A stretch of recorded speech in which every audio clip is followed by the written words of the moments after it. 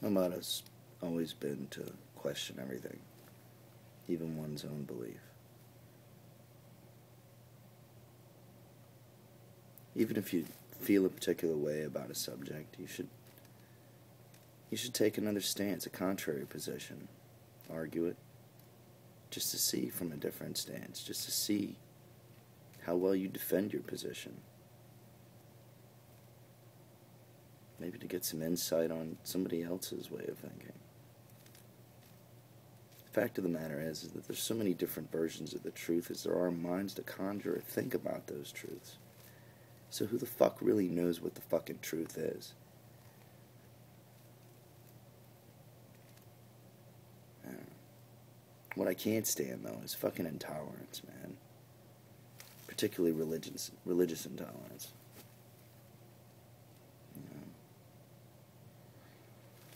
I don't know.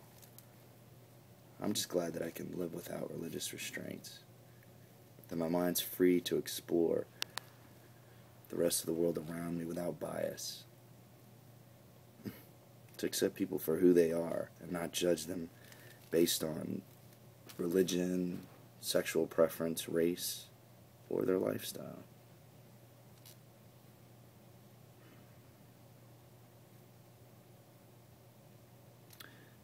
Speaking out against intolerance,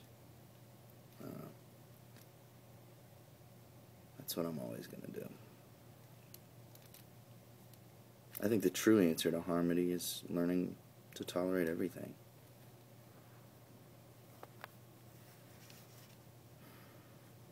The fact of the matter is that I'm really not tolerant to everything. I'm not there yet. Because I'm not tolerant to the death of innocence, to the indoctrination of people, particularly the youth. We're too young to really know better. The poisoning of the youth. I'm not tolerant to war or academic dishonesty. Stealing people's money. Discrimination towards women, homosexuals, non-believers. Certainly not tolerant towards dogmatic thought.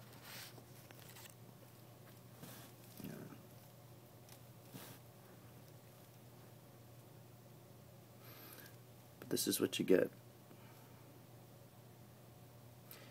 You get intolerance from people when you speak out against the religious right. When you speak out against Christian views. When you speak out against herd mentality. Followers that follow because they're too scared, because they've been bullied their whole lives into believing in a particular ideal or ideology. Maybe even some of them are just too goddamn stupid to think for themselves. Or just afraid. Afraid that somebody doesn't do all the thinking and judging and guiding for them, that they'll just be hopelessly set adrift in the world. When the reality is, to be free from all of that is to be an individual.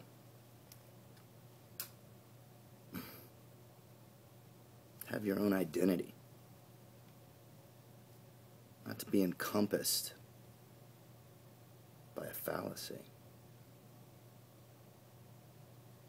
To be encompassed and overwhelmed and overshadowed by dogma. To be stifled.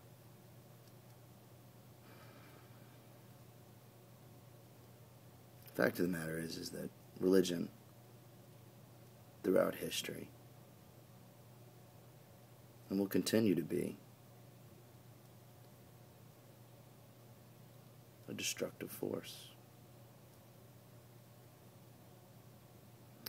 an enemy to our species, probably the end of our species.